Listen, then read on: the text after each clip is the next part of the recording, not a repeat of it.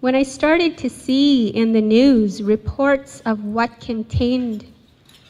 was contained in Bill C-45, it was clear that I had to make it a point to start paying attention to what it contained.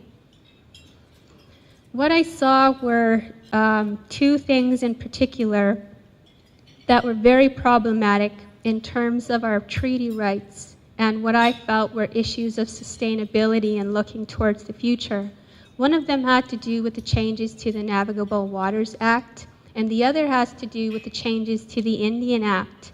Now, part of the dialogue that's been around the changes in these bills have to do with making these changes so we can have economic benefits. That's how they've been being sold to the people in our communities and our leadership. And that all sounds good and great, but really, we needed to stop and think at what expense and at whose expense. What the changes in the Indian Act through Bill C-45 do is create easier access to First Nations lands. And it has to do with the voting provisions for referendums to designate or surrender lands. So what that really means is if you need to use the lands for different reasons, you have to have a community referendum where the community members will decide if they're going to allow that piece of land to be used for a different purpose. It's similar to zoning in a city in that you have to assign the piece of land particular usage. But for First Nations communities, you have to agree to it through a community referendum. So what the Indian Act changes do is it lowers the threshold of consent through voting in community referendums. So whereas before it was quite the process to have a community referendum and get the whole community to agree that you want to designate these lands, and now it's not a big process anymore. It is still a process, it still exists, but what changes is the number of people who need to vote in the referendum. So if my community, Sturgeon Lake, said, we're going to have a referendum because we want to build a grain terminal on this piece of land. So we're going to have a meeting on March the 7th. So March the 7th comes around under the new rules. If only 5 Sturgeon Lake members show up to vote, they can vote for all of the whole community, and that vote would stand. Whereas before, they needed all of the members to vote, and a majority of them had to vote, I think, more than once. So to me, that was really problematic.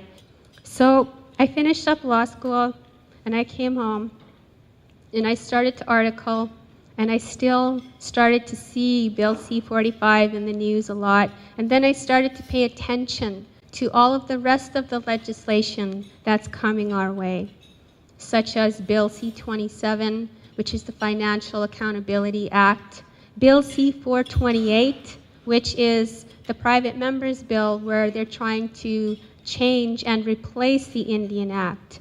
And I spent some time looking at those two other pieces of legislation and was very concerned about them as well.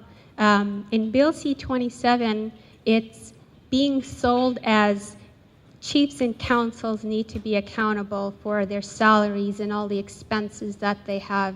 This has been the whole propaganda of the Harper government for many years, trying to paint all of our First Nations leadership as if they're all corrupt. And we know they're all not. There's nobody in any political system that's free from corruption, but there's also no political structures that are completely filled with corrupt politicians, least of all ours. So the Harper government has been selling Bill C-27 as we need these chiefs and councils to be held accountable, when what they don't talk about is the number of chief and councils that have been accountable for many years and have been disclosing this information.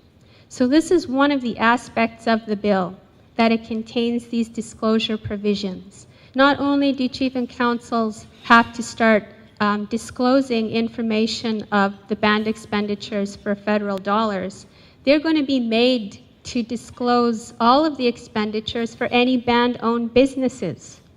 Now, this is a provision that no other company in the country is subject to, which leads me to the conclusion that this is a racist law. Why is this only applying to Indians? What grounds do they have to think that they can come here in our communities and demand that we make our books open to all of Canadian public for the businesses that have nothing to do with federal dollars? It's always been this kind of strange relationship that we have with the Indian Act as First Nations people. On one hand, we loathe it, It controls our lives and keeps us from advancing in ways that we want to advance. But on the other hand, strangely, it offers some protections to us in many ways.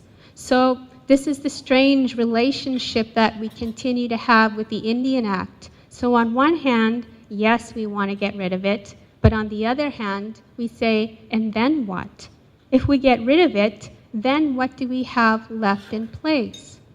Is some of the language inside of the bill is that it says that other interested parties can have part of the discussion on getting rid of the Indian Act and making changes to it.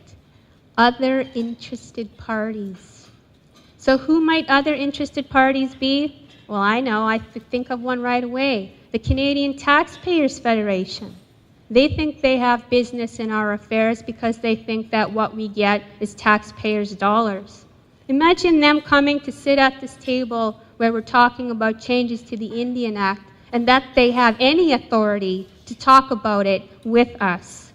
It's not even a process that's going to be designed for us, by us. It's something that's going to be designed by the federal government and anyone else who's interested.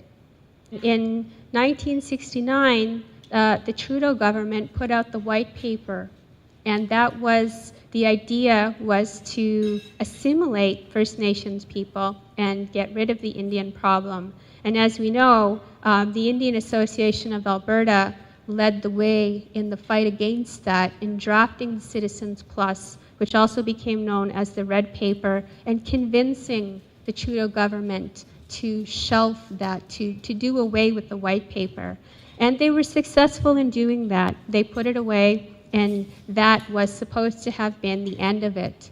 But what it seems to me now, in looking at all of the legislation that we're facing as First Nations people, is that Stephen Harper took the white paper off the shelf, dusted it off, took sections out of it, modernized the wording, and put each and every one of them into different bills, or aspects of it into different bills.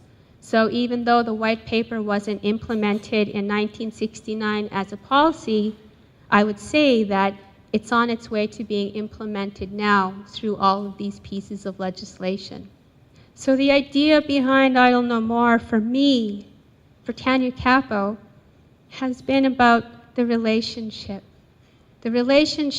with myself, the relationship of myself and my family, the relationship of myself and my community, and my relationship with Canada as a First Nations person. These are all very important, and we cannot think of one without thinking of the other if we're going to have any chance of having a sustainable identity. Because even though we can get together and make plans to resist government efforts and fight them and convince them in some way that what they're doing is wrong, what does that mean for us at home? How do we fix things in our communities so that we have a real chance